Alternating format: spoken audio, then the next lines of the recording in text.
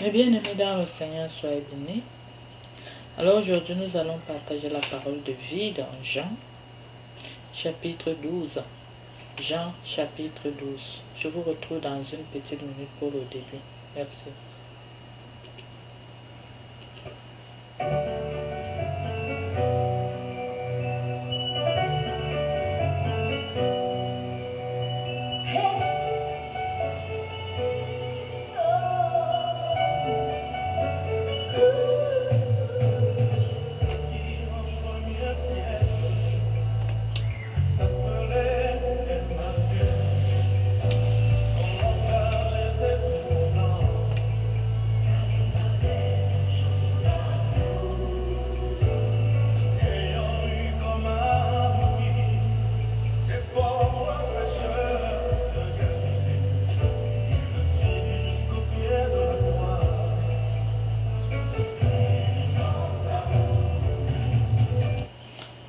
Merci.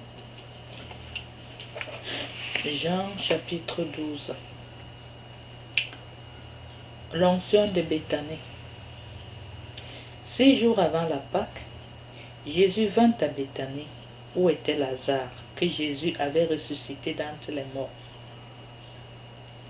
On lui fit là un repas. Marthe servait. Lazare était l'un des convives.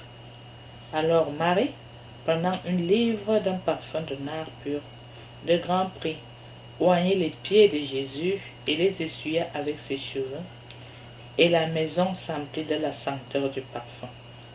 Mais Judas l'Iscariote, l'un de ses disciples, celui qui allait le livrer, dit: Pourquoi ce parfum n'a-t-il pas été vendu 300 deniers qu'on aurait donné à des pauvres?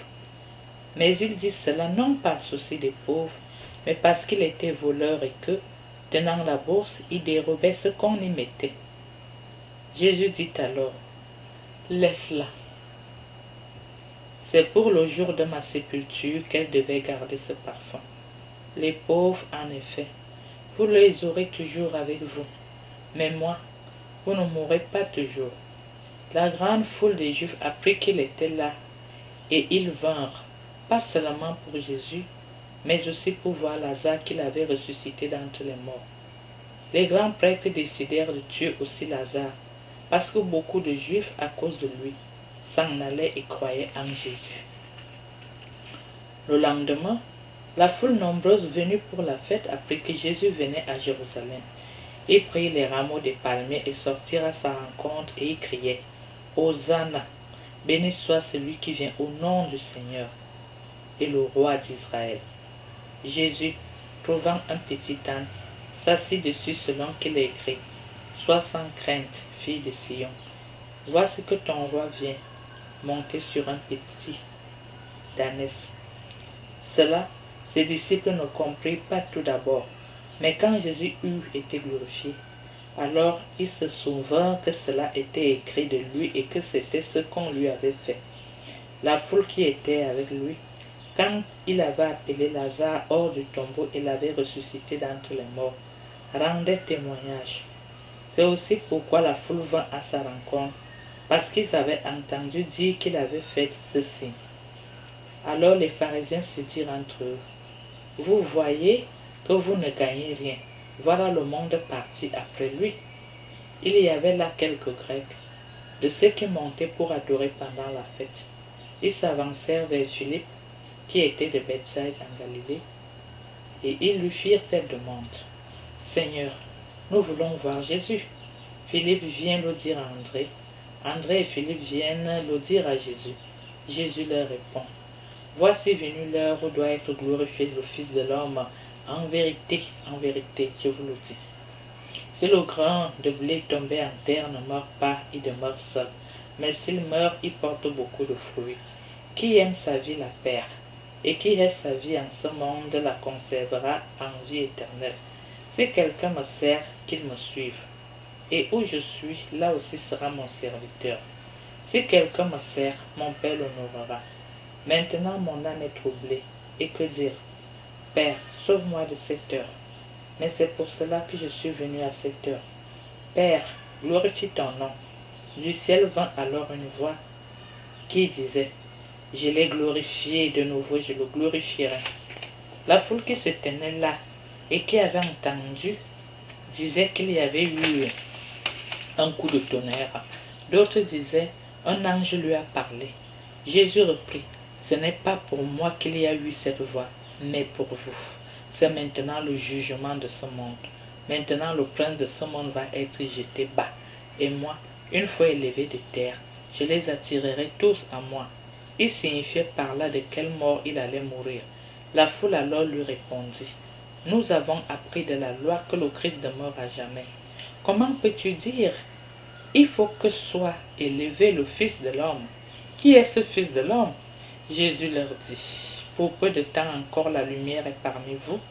Marchez tant que vous avez la lumière, de peur que les ténèbres ne vous saisissent. Celui qui marche dans les ténèbres ne sait pas où il va. Mais tant que vous avez la lumière, croyez en la lumière, afin de devenir des fils de la lumière. Ainsi parla Jésus, et s'en allant, il se cacha loin d'eux. Bien qu'il eût fait tant de signes devant eux, ils ne croyaient pas en lui, afin que s'accomplisse la parole dite par Ésaïe le prophète. Seigneur, qui a cru à notre parole? Et le bras du Seigneur, à qui a-t-il été révélé? Aussi bien ne pouvait-il croire, car Isaïe a dit encore, il a aveuglé leurs yeux et il a endurci leur cœur, pour que leurs yeux ne voient pas, que leur cœur ne comprenne pas, qu'ils ne se convertissent pas, et que je ne les guérisse pas. Isaïe a dit cela, parce qu'il eut la vision de sa gloire et qu'il parla de lui. Toutefois, il est vrai, même parmi les notables, un bon nombre crut en lui. Mais à cause des pharisiens, il ne se déclarait pas, de peur d'être exclus de la synagogue, car ils aimèrent la gloire des hommes plus que la gloire de Dieu. Jésus s'écria et dit, ce n'est pas en moi qu'il croit, mais en celui qui m'a envoyé, et qui me voit voir celui qui m'a envoyé. Moi, lumière, je suis venu dans le monde pour que quiconque croit en moi ne demeure pas dans les ténèbres.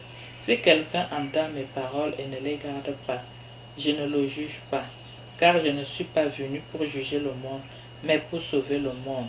Qui me rejette et n'accueille pas mes paroles à son juge. La parole que j'ai fait entendre, c'est elle qui le jugera au dernier jour. Car ce n'est pas de moi-même que j'ai parlé, mais le Père qui m'a envoyé m'a lui-même commandé que dire et de quoi parler. Et je sais que son commandement est vie éternelle. Ainsi donc, ce dont je parle, tel que le Père me l'a dit, j'en parle. Mes bien-aimés dans le Seigneur, soyez bénis. Je vous remercie de tout cœur d'avoir accepté de partager ces paroles de vie avec nous. Nous retrouverons au partage suivant.